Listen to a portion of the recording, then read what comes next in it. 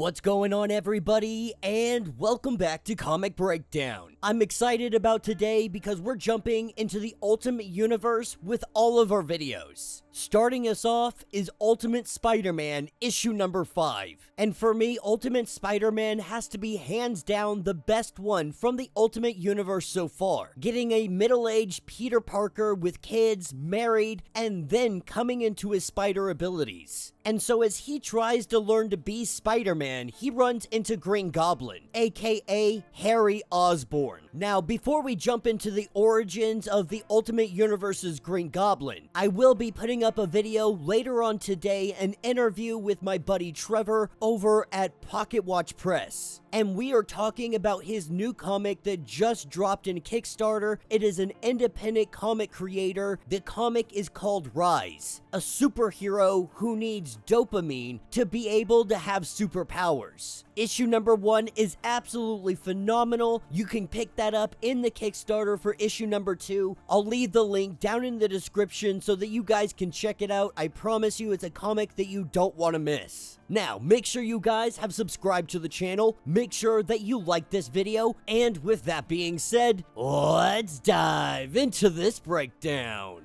Alright gang, so as we dive into this issue, we pick up with Harry on the phone with his father months ago. Because right now, Harry is fashionably late. This is something that is very consistent with who he is. But tonight of all nights is a night that Harry doesn't want to be late for. At least according to his father, because they have a very important meeting. A meeting that is going to change everything for them moving forward. Unfortunately, that meeting would never take place. Because this is the night that Stark Tower was hit. This is the night that everyone believed Tony Stark was responsible for it. 2 of the victims of this attack were Norman Osborn, CEO of Oscorp, and his wife Emily. And this is what leads Harry down the path to discover what all of this truly means, leading him down the path of becoming the Green Goblin and eventually meeting Peter Parker. As we pick up a few weeks after that, Harry and Gwen are sitting down talking about the estate, talking about how everything more or less is being passed down to Harry. Even complete control of the company will be his, but they have to go through litigation and everything else in between. This will take roughly 6 months, and they are not expecting any kind of problems. But there is one more thing. This morning, a card was delivered to be given to Harry. Nothing more on this card than the king chess piece. And while he doesn't really understand what this is for, he tells Harry he knows who it is from. Taking us to the next day, this is where he is meeting up with Kingpin.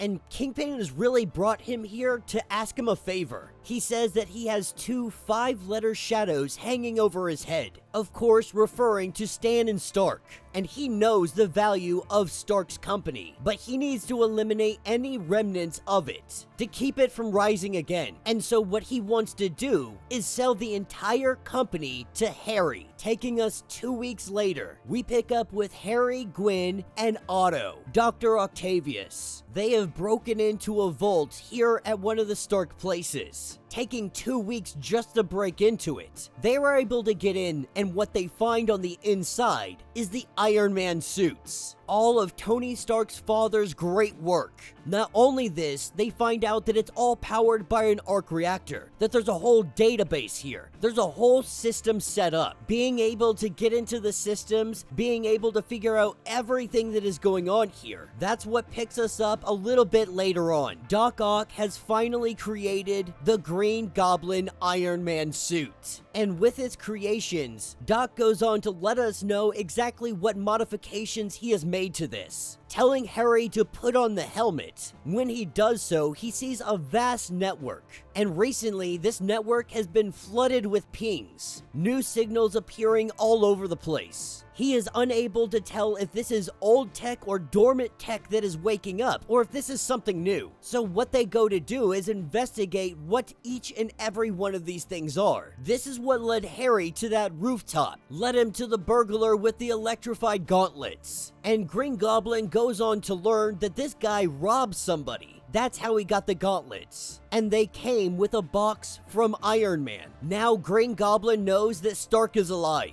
He plans to figure out exactly where he is and what is going on. This is what picks us up with Harry and Peter meeting for the first time. And at first, both of them kind of evade the topic at hand. Both of them at this point, they know who is who. They know their alter egos, their secret identities. They know that one of them is Green Goblin and one of them is Spider-Man, though they dance around this idea. But it gets to a point where Harry comes straight out and just asks, did Tony Stark appear to you out of thin air and give you your suit? Or did you get it another way? Did you find out the hard way like Harry had to? Explaining to Peter exactly what that means, that after the Stark incident, he inherited his father's company, and that he was basically given Stark's company as well. But when he was reading through all the Stark family secrets, he found out the people who gave him this company, they might just be the most evil people in the history of the world, and that they are very possible responsible for his parents' death and not Stark.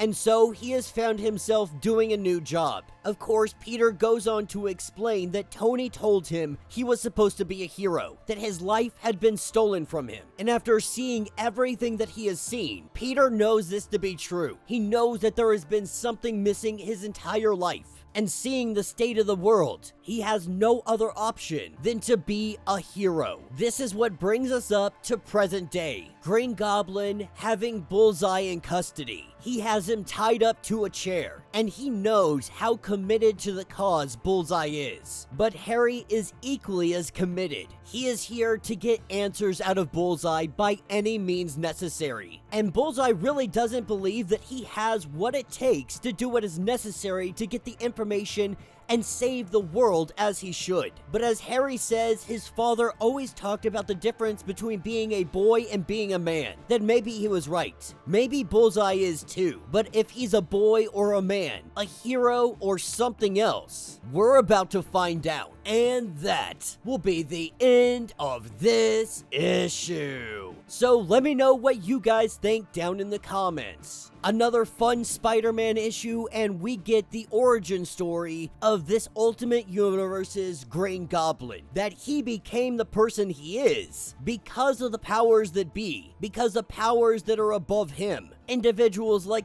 Kingpin and above. Had it not been for Kingpin giving him Stark's company, he would have never found the Iron Man suits. Dr. Octavius would have never been able to create this Green Goblin tech suit. And the Green Goblin may have never existed in this world. And it makes sense that Tony never came to him. In 616, Green Goblin, nowadays he's got a kind of a redemption arc. But for the good majority of the history, he wasn't a good guy. Tony's not gonna bring back the villains. At least that's not the goal. But in this world that they find themselves in, you never know what somebody could be. After seeing how much control these nations, this small group of individuals have over everybody, this might deter them away from being a criminal and put them on the path of righteousness. On the flip side, they could dig deeper down into their villainy. Now, the question that we have to ask, with this comic closing out and Bullseye in the interrogation chair, Harry appearing to really be willing to do anything it takes to get the information he needs. How will Peter Parker handle this? Will he be accepting of Harry's methods? Or will this turn one another against each other because Peter Parker will more than likely be unwilling to go to this extent to get the information that they need to win this war? Is this the line that gets drawn? Is this what makes Green Goblin ultimately a villain in the eyes of Spider-Man? Let me know what you guys think.